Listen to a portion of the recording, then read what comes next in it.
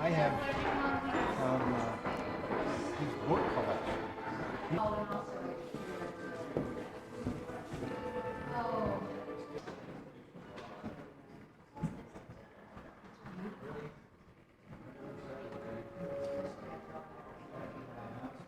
Okay, Justice Jackson.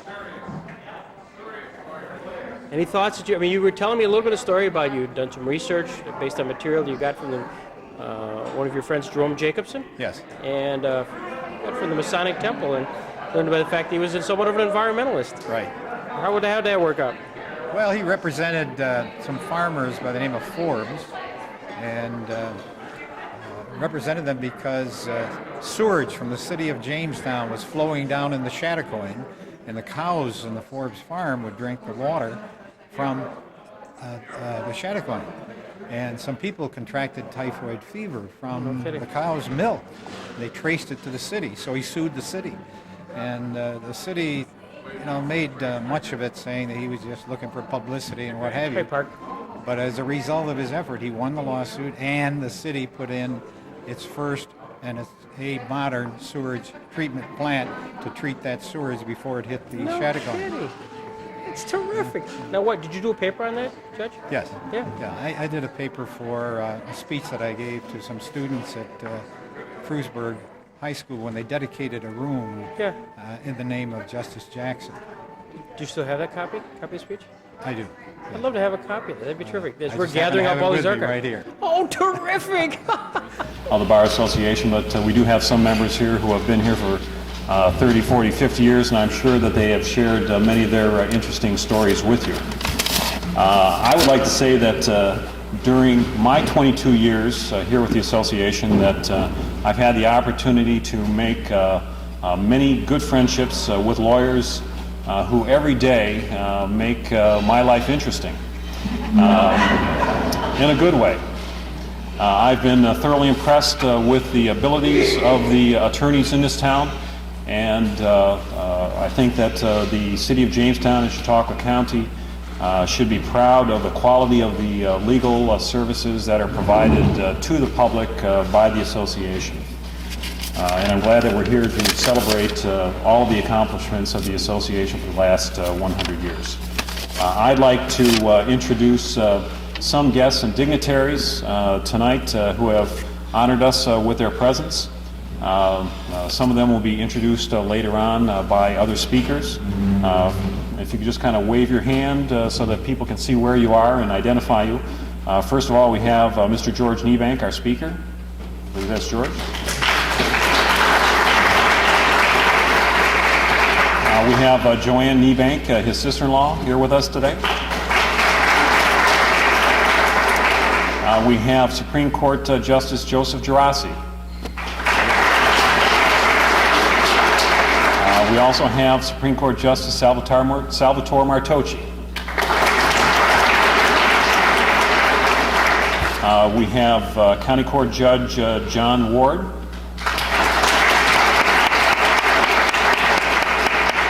We have former Surrogate Court Judge and Judicial Hearing Officer Willard Cass. And I wanted to introduce him first before I introduced the other guy. The other guy is current Surrogate Court Judge Stephen Cass.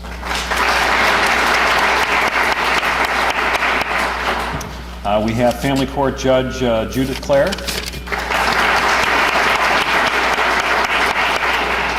And we also have Chautauqua County Clerk Sandy Sopak. And our Chief Deputy Clerk Dave Travis. I'm sure there's many other important people here, but those are the only guests that I had on my list, so I apologize if I've missed anybody. I've got to make a couple of announcements for the Bar Association, even though this isn't a business meeting. First of all, on June 22nd, I'm making these announcements because we don't have any June, July, or August Bar Association meetings, and I'm not exactly sure when the newsletter will be coming out. June 22nd, we have an elder law seminar, continuing legal education seminar, and I believe you should have received notices from the State Bar Association in the mail. Is that correct, Hope? And JCC, I'm sorry. We're trying to promote as much attendance at those meetings as possible or at those seminars so that we can keep having those videotape replays locally so that we don't have to travel off 100, 200 miles to see these continuing legal education tapes. Pleasure. It'd be nice to get an opportunity to do this more often, even though we don't have another 100-year anniversary coming up. Thank you all for coming, and enjoy the rest of the evening. Thanks.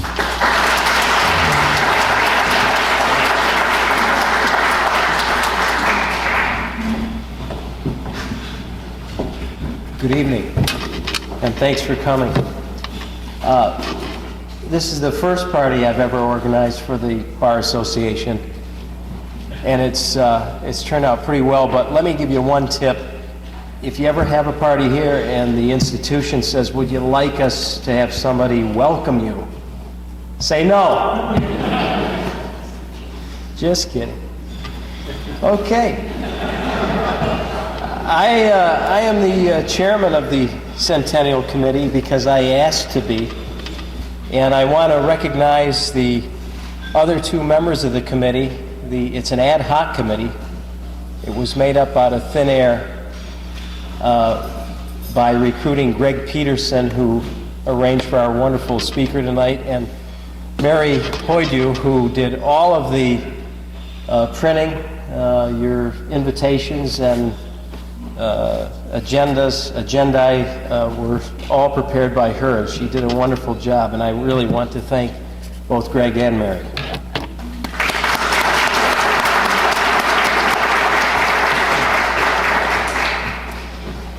I also want to thank Jerry Leneke, who I called this afternoon after it occurred to me that we might want to have a record of the proceedings tonight.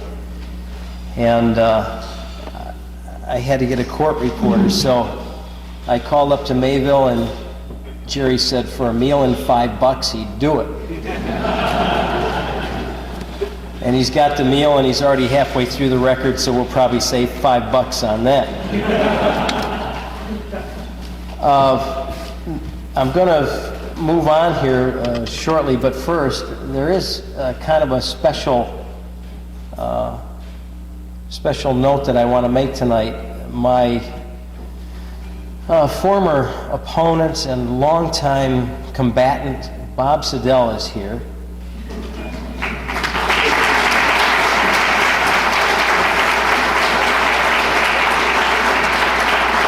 With his fiancée Alice, and they are going to be married here in how many weeks? In 23 days. In 23 days.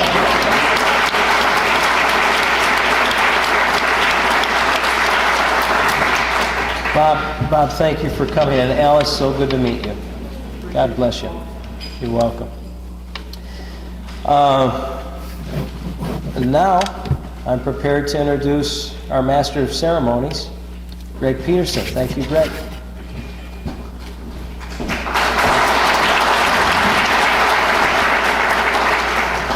Do you believe Phil Keller let us off that easy? Wow. What a thrill tonight. I'm glad to have this large crowd. It's an especially extraordinary evening since it's our centennial, especially since we have an opportunity to reflect on all of the history that we have, and to perhaps stop and be particularly grateful to one in particular, Robert Jackson. I think we're blessed to be able to count Robert Jackson as one of our alums, and all that he was able to accomplish, and perhaps we're learning more and more day by day, and part of tonight's program was to bring it to the fore once again. And as our speaker will, I'm sure, enlighten us, provide a little more insight into this extraordinary individual.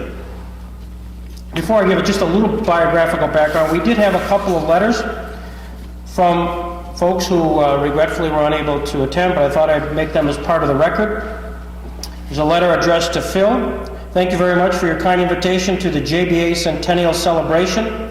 I certainly would enjoy a program by George Niebank, Esquire, former clerk to the Supreme Court Justice Robert Jackson.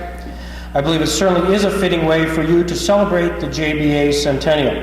It is so nice to be remembered after 9 years, but due to severe physical problems, I am unable to attend. Again, thank you for thinking of me, Autumn Slider. Also, additional letter that we received, again addressed to Phil and yours truly. It is with deep regret that I find myself unable to attend the Centennial celebration on June 7th in honor of the Jamestown Bar Association. Unfortunately, I have a previous long-standing commitment on that evening. I'll explain that in a second. I have delivered to you my collection of Jamestown Bar Association photos for display at this momentous event.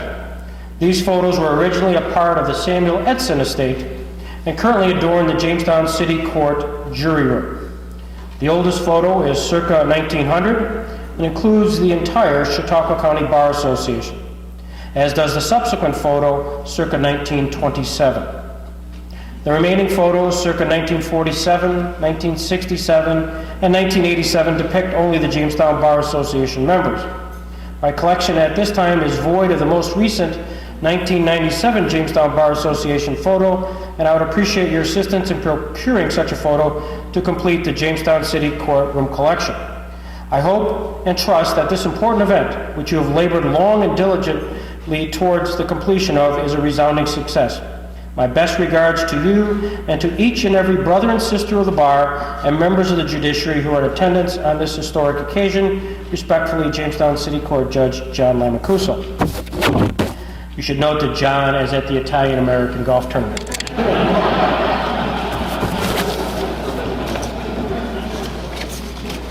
That's a postscript. You should also note that Julie Hewitt, if you would please send a bill to John, and then he could pay for the photo and we could get it to him. Tonight, among other things, we are here to commemorate the life of Robert Jackson. As I mentioned, our most famous alum. Who is he? He was born February 13th, 1892, in Spring Creek Township, Warren County, Pennsylvania. He moved to Frewsburg when he was age 5, where he grew up and, according to Judge Cass, learned the finer things of life. He was there he graduated from Frewsburg High School, as they are quick to point out that history doesn't always provide for that, and he did his postgraduate work at Jamestown High School. There he went to Albany Law School, but only for 1 year. And he also, according to the information I received, and it's in this packet, attended Chautauqua Institution, though I'm curious as to what he did here. He was admitted to the Bar Association in 1913. He was a sole practitioner for a while, and then he became associated variously in partnerships. During the years 1934 and 1935, at the encouragement of President Franklin Delano Roosevelt, he became general counsel to the United States Bureau of Internal Revenue. There, among other activities, he took on and beat Andrew Mellon. He also went on as counsel to the Treasury Department, also as counsel to the Securities and Exchange Commission, Assistant Attorney General. In 1938, he became Solicitor General, or I believe it was either Justice Cardozo or Justice Brandeis who indicated that he should be Solicitor General for life. Then became Attorney General. In 1941, President Roosevelt recommended his tenure as Associate Justice of the Supreme Court. He was approved, and at the time there was some suggestion that perhaps he might, upon the passing of the current Chief Justice, Harlan Stone, might become Chief Justice. As history would point out, that did not occur. He was on the court from 1941 through 1954. However, he took a hiatus for a 2-year period, 1945, when he became Chief Prosecutor of the United States on the Nazi war crimes trials. We have out in the front foyer a variety of memorabilia, not only from Nuremberg, but also Jackson's life. I'd like to publicly thank the Fenton History Center for making that available, as well as some unique pictures taken by Travis Look in 1950, somewhat regarding the Bar Association generally, which Chautauqua Abstract Company provided. Justice Jackson died October 9th, 1954.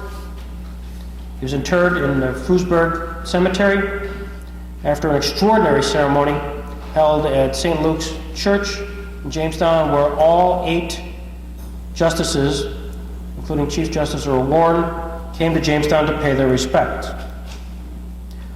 Some of the members here in attendance were at that funeral, and my hope is before too long that I get all the remembrances of all the attorneys who were at that time, at the funeral. Justice Jackson touched an awful lot of lives, and as I indicated, many of them are here. However, he did touch 2 lives in particular. One life, I got a letter here and I'd like to share it. Dear Mr. Peterson, thank you for your letter of January 25th, inviting me to reflect on my experience as a law clerk to Justice Jackson in the early 50s. Justice Jackson was a delightful person to have as an employer. I think he probably relied less on his law clerks for drafting opinions than some of his colleagues did. I think each of his 2 law clerks were assigned a couple of court opinions to draft, not because he felt the need for any help, but so that they could have that experience. I remember only one occasion on which he showed considerable irritation with me, and I think he had every right to show it. In those days, the justices held their weekly conferences on Saturday, and after the conferences were over and the justices had left the building, some of us law clerks played basketball upstairs.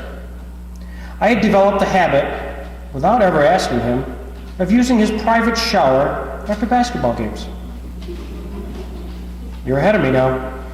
One Saturday afternoon, I stepped out of the shower with only a towel around my waist, only to see him and a couple of his friends from upstate New York standing at the entrance to his chambers. I profusely apologized, and after a few days, our relations were back to normal. Though there was considerable criticism of the Nuremberg trials at the time that Jackson served as the chief prosecutor for the United States, I think that later developments have muted much of this criticism. He used an elegant writing style in his opinions, which could be a model for all appellate judges. And his concurring opinion in the Steele seizure cases has been later validated through its adoption by the full court. Enjoy your day. Sincerely, William Rehnquist. William Rehnquist was a junior clerk for Justice Jackson, and we're going to introduce the senior clerk at the time, who will be our speaker tonight. We're privileged to have George Niebank Jr., born in Niagara Falls, New York, moved to Jamestown about 1931. His parents were George Niebank and Rose Murphy.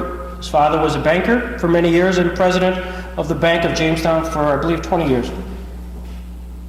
George was educated in the Jamestown public schools, attending Euclid and Lincoln, and went to secondary school. Secondary school was at a private school back east. You wouldn't tell me which one. Then off to Yale, where he was the class of 1947, and he graduated from the University of Buffalo Law School in 1950, where he will be going this weekend to attend his 50th law school reunion.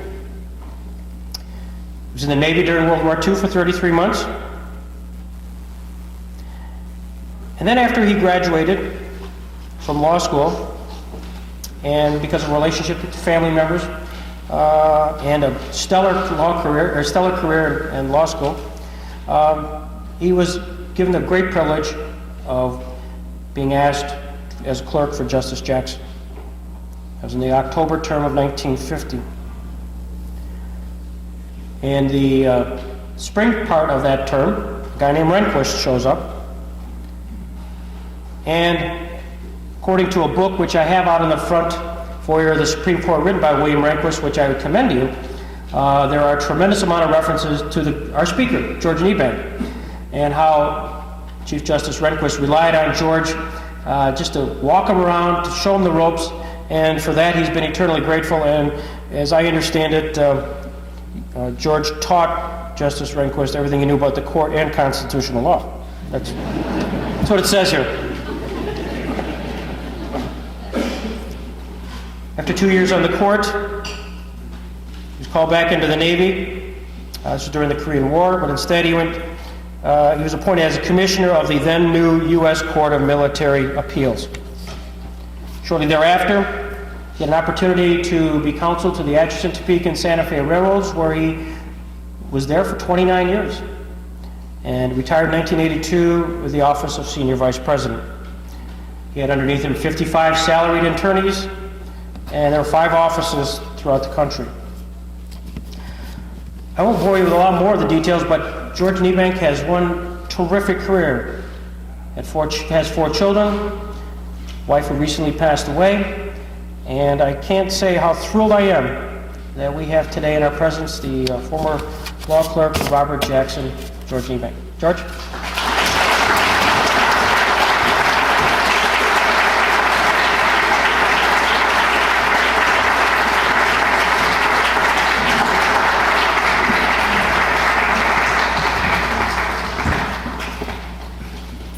I hope you don't mind if I take a moment and get my notes out.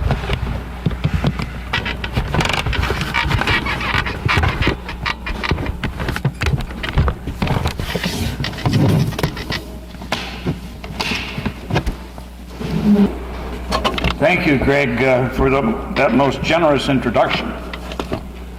Good evening, ladies and gentlemen. You have no idea how much I appreciate the opportunity to be with you this evening. I also appreciate your courteous invitation to my sister-in-law, Joanne Niebank, so that she could be here. One of the reasons I'm so pleased to be here is that, notwithstanding that most of the past 50 years, my contacts with Jamestown have been through brief visits, I still regard Jamestown and Chautauqua County as home. When people ask me where I'm from, I tell them, well, I spent my adult life in Chicago, which we dearly loved, but that I am really from Jamestown, New York, and that's home. Maybe the proof in the long run is that I expect to spend eternity in Sunset Hill, but I'm in no rush for that. You very nearly missed me. It's a good thing I read the morning paper, because there the reporter commented on the fact that the dinner this evening was to be here at the Athenaeum in Chautauqua. And I thought, good Lord, how did she make that mistake? It's not going to be at the Athenaeum in Chautauqua, it's going to be at Moonbrook Country Club. So I thought, well, no, maybe she's right. But the only advice I had from someone who will remain nameless was that it was to be Moonbrook. So I called him up on the phone and said, well, how about this? Where is the meeting? And he, of course, confirmed that it was here. And in a way, that's unfortunate, because the early parts of my material that I put together for this evening were tied to Moonbrook Country Club. And so we're just going to have to pass a couple of those. But one of them, I don't think I will pass. But it is golf related, and I know there are a few golfers here in the room this evening. Where I live in Hilton Head Island, South Carolina, and as you may know, we have a great deal of golf there. And I have played a good deal, but most of the men and women make up various foursomes with which they play regularly. And I mean, like every Tuesday at 10 a.m. they play with one group, and then Thursday at 11 they play with another group. But there was one group of old duffers who've been playing together for years, and they had become close friends. One of their number, Charlie, suddenly and unexpectedly lost his wife. And they felt very badly about that, and they consoled Charlie as best they could, but they continued their golf games, of course. Then, much to their surprise, in only a few months, Charlie had remarried a much younger woman. And they didn't know anything about her. They didn't know what she looked like or anything. So they didn't say anything about this, biding their time till he would bring some report to them about his bride. Well, weeks passed and he didn't say a word. Well, they couldn't stand it any longer, so one day we undertook to ask him some questions. One of them said, well, now, Charlie, your new young wife, she must be quite pretty, right? Charlie said, no. As a matter of fact, she's kind of plain. Well, I'll bet that she's a good cook. Well, no, I don't know about that because we always eat out. So then they said, well, the loving must be pretty good, right, Charlie? He said, well, can't say that either because we haven't tried yet. Well, they said almost in unison, Charlie, if your bride is not very good looking, you don't know whether she cooks, and there's no loving, why did you ever marry her? Because she can drive after dark.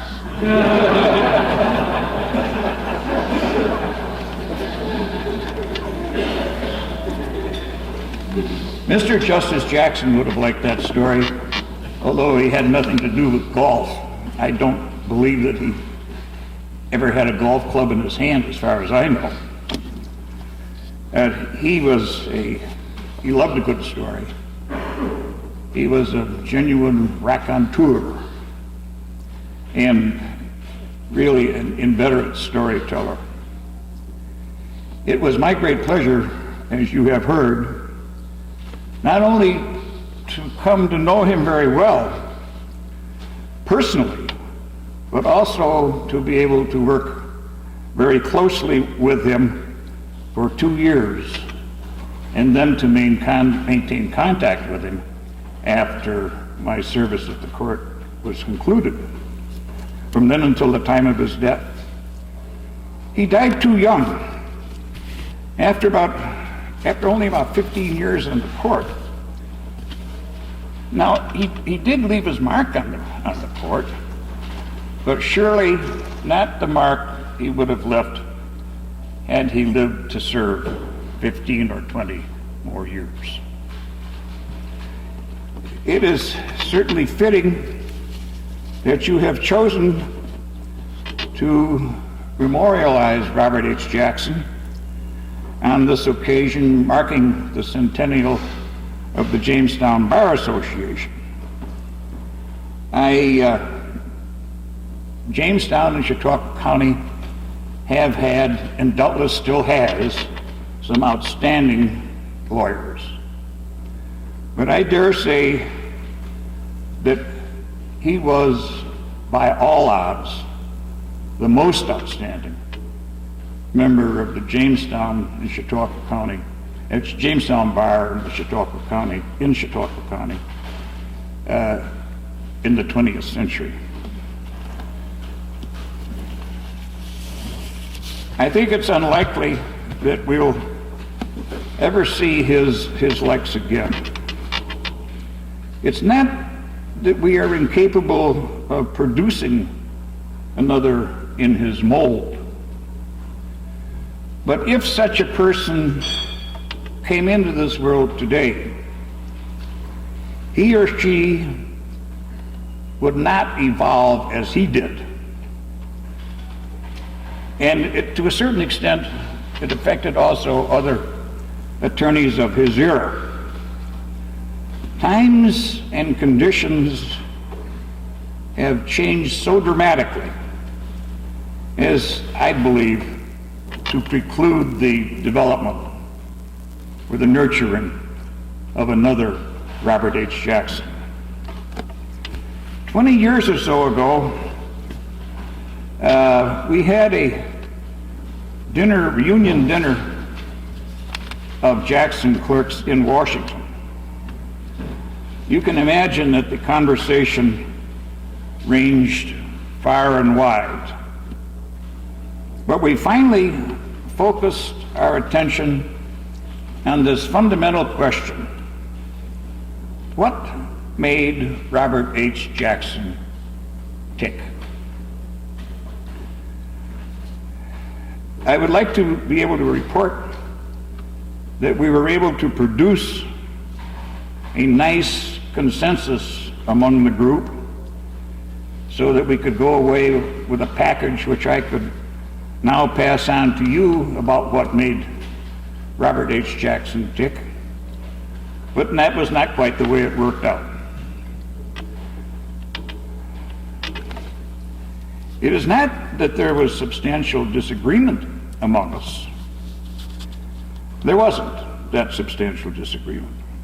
But each of the 20 former clerks there had a bit of a spin of his own on Justice Jackson. All agreed that he was a special and unique man, and there were varying views about how he came to be that way. In retrospect, I now believe we had the trouble we did simply because we could not relate to or comprehend the forces that made him what he was. My own view is that Robert H. Jackson was consumed by the law. It was the cornerstone of his life. And this was possible, I believe, because he was a product of a different time, to which I've already adverted a bit. The law could consume him because there were not the other attractions with which we live. Distractions might be a better word. Perhaps the leading attraction, looking at it in those terms, I would say, is television. Let's face it, is television, with the world spread out before us each night, with the 6 o'clock news, with CNN, C-SPAN, CNBC, and so forth. That's what we have. He, of course, knew nothing of that type of thing. Nor was he confronted with the communication facilities that we now take for granted. He was from an era in which people actually sent telegrams or affixed 3-cent stamps to letters. Speaking about telegrams, he was dictating a telegram to his secretary one day. He was to meet a man in Schenectady. So he said, tell whoever it was that I'll meet him in Schenectady at 3 p.m. She said, well, how do you spell that? He said, well, S-C-H-S, oh hell, tell him to meet me in Utica.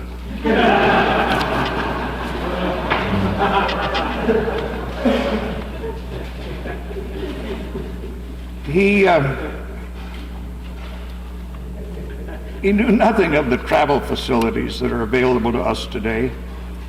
When he went to California from Washington in the summer of 1954, he went by train with his doctor all the way from Washington to California, all the way back. He liked it. He was in no rush.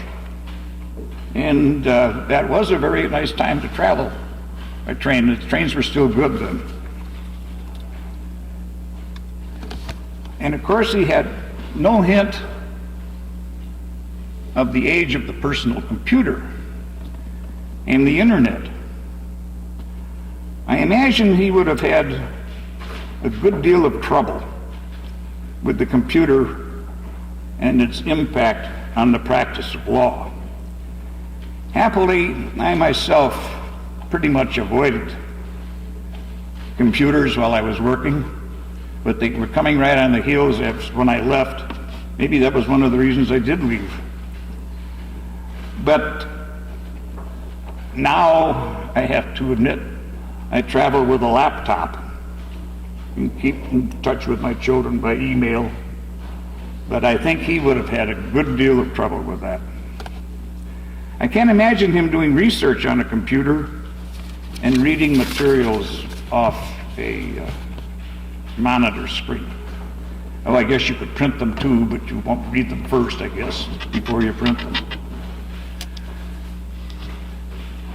Robert Jackson was interested in every aspect of the law, which he viewed as the fabric holding civilized society together, with society's support, of course. Along with the law as such, he was intensely interested in the judiciary, to which society has delegated the authority to administer the law. His interest in the judiciary necessarily carried with it an interest in all aspects of government. You see these interests of his throughout his extensive writings, not just in his court opinions, but also in his books, his articles, and in his speeches. The Justice was, of course, an outstanding writer. If not the best, certainly one of the best on the court in the 20th century. His model, he once told me, was the King James Version of the Bible.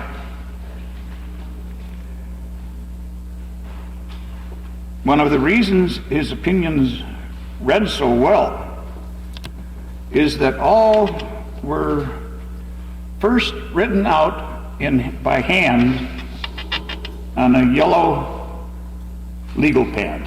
He would sit and write them all out in the yellow pad, then give them to his secretary to type up. He did that for everything. And you see, you craft things much more tightly when you do that. And Justice Jackson wrote his own opinions. In some offices, the law clerks did most of the opinion writing, but not in his. On 2 occasions, maybe 3, I did manage to write opinions for him. These came about not because he asked me to, but because he was out of the city when the case assignments, opinion assignments came down from the office of the Chief Justice. I seized the opportunity to try my own hand at opinion writing. Now, these were not, as you might guess, landmark cases by a long shot. I was pleased that he read my drafts, which I had on his desk when he returned to the office. And I was even more pleased when he accepted them pretty much as is and signed off on them. Several weeks after these opinions were handed down, along came petitions for rehearing. And I remember what the occasion of the first such petition, he came into my office, took us in my office and said, handed me his copy of the rehearing petition. He said, "Here, George, you can see how stupid you are."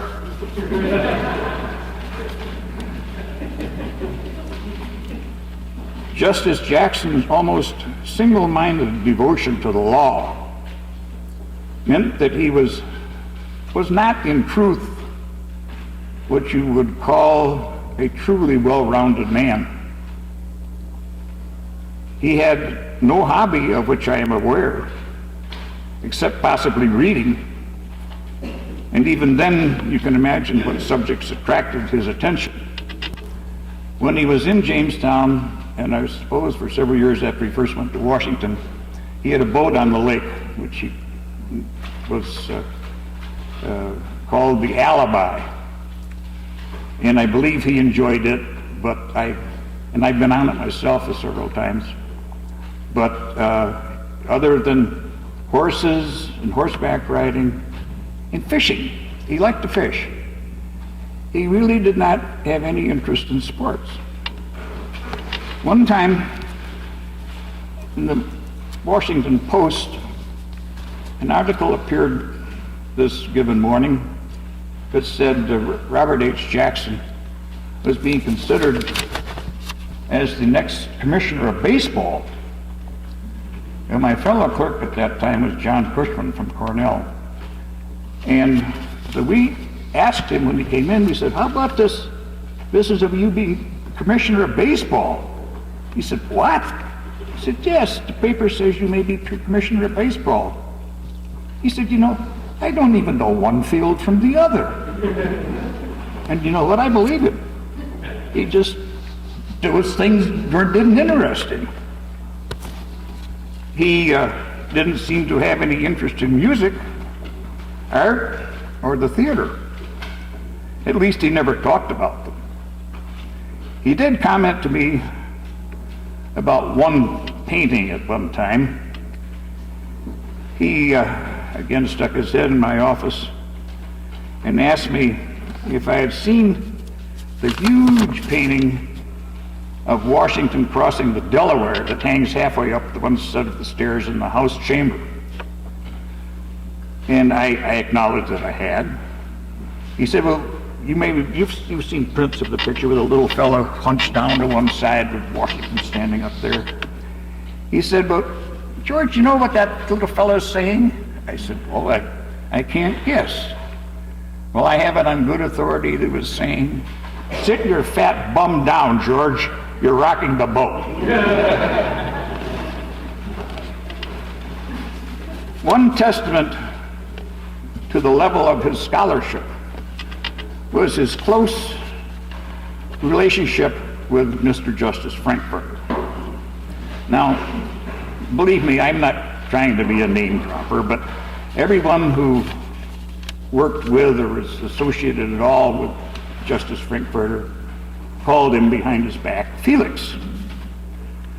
Well, Felix often came in to see Justice Jackson, and when he did, he came via the clerk's office. And of course, he didn't just come to the door and then keep walking. He'd stop and chat for a while. But he loved to do that because he liked young people, and he was always, forever the professor.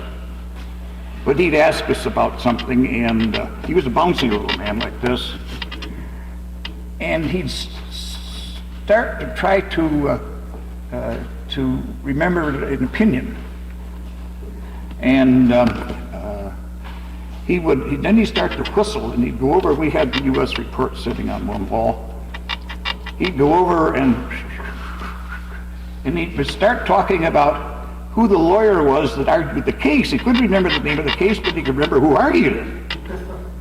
But in that way, I came to know Justice Frankfurter very well too, and that was certainly a plus. In fact, I've twice been to dinner at Justice Frankfurter's home, in the lovely home in Georgetown. He always had, at the end of the term, he'd have his own clerks. There would be two, then maybe three or four, maybe four others whom he liked. And I was fortunate enough to be included in that group twice. The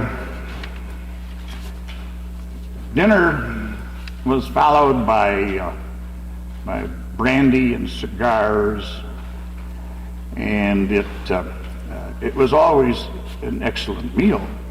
But when we got to the brandy and cigars, then the conversation would start. And I remember the very first time Felix, looked at me down the table and said, "Well, George, what was the best opinion of the term and why?" I said, "Who, me?" And well, then he'd go down, what was the poorest opinion of the year and why? And those conversations were absolutely delightful. Felix, although he could be abrupt, Felix was always courteous with the clerks. I genuinely appreciated the opportunity to know him. Even after I left the court, we continued to correspond a bit, not a whole lot, but a bit. I hope I am not leaving you with the impression that Justice Jackson was a dull or tedious man. Given his single-minded devotion to the law, nothing could be further from the truth. He was perhaps the most affable man I ever met. He loved parties, although he and Mrs. Jackson certainly did not do the Washington party circuit. He had a marvelous sense of humor, loved to tell a story, and he was good at telling stories. He not infrequently hosted receptions in one of the court's large reception halls, which you see go down the center corridor, turn to the left. On each side there are these large halls, and he would have reception for one kind or another in there fairly often. Now, these affairs were usually occasioned by a bar association activity of some kind. He liked the bar associations. Even as a justice, he used to go to the ABA meetings every year. He told me once that he tended to favor the public utility law section because it had the best parties. At these receptions of his, the justice's messenger, Harry Parker, was the designated bartender. I undertook to help Harry out when it appeared that help was in order. On one such occasion, while I was tending bar, the justice brought over to meet me Sir Norman Burkitt, who was the alternate judge for Great Britain in the major Nazi war trials, and had come somehow to know Jackson very, very well there, and they had become quite close friends. Sir Norman was a major figure in England's legal hierarchy. In fact, he wrote the foreword to Eugene Gerhardt's biography of Jackson. Anyway, Justice Jackson introduced me to Sir Norman in this fashion. "Norman, I'd like you to meet my law clerk, George Niebank. He is the one responsible for all my mistakes."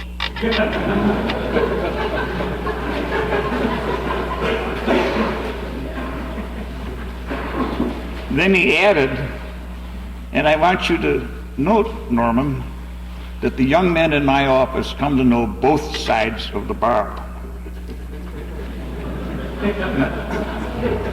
Now, having touched on Nuremberg, I must turn to it for a moment. It was, I'm sure, the peak of his performance as an advocate. I was in his office only 4 years after the conclusion of the trials, and the matter was still very fresh in his memory. He did not talk about it a great deal, although he certainly was not reluctant to do it. We just had other things to talk about. At one point, though, I had been reading some of the criticism of the trial, and I asked him point blank. What his response was to the ex post facto argument that you read quite a good deal. You read fairly frequently.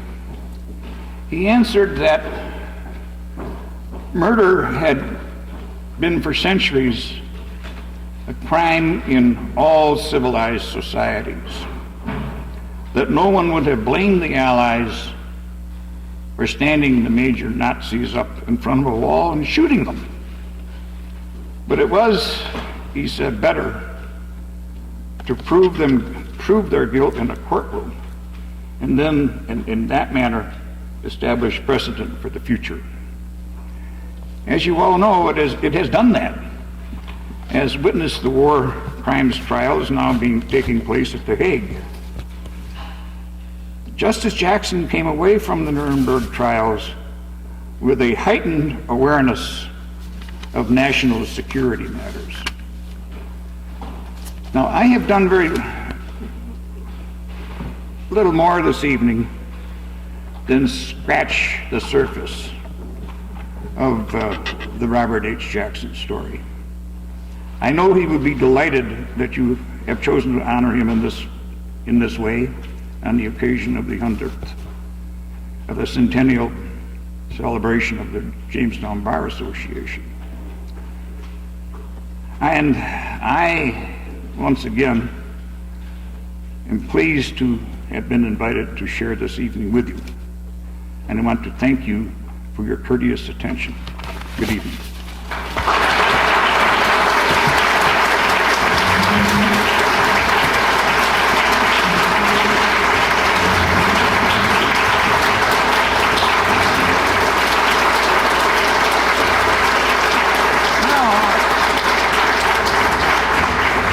I haven't garnered that much applause since I birdied the 18th in the old course at St. Andrews.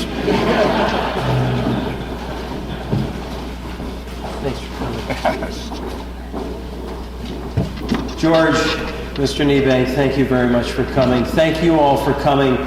I believe the bar is still open if you'd care to have one final, one for the ditch, I guess. And take one of my business cards as you leave. It'll be a nice time to maybe socialize just for a few minutes before we leave. Again, I want to thank my ad hoc de facto committee, which we put together really on the phone. Greg, were it not for the fact that I have absolutely no need for ego gratification, I'd be jealous of the fact that you did such a wonderful job in bringing Mr. Niebank here, and thank you all for coming.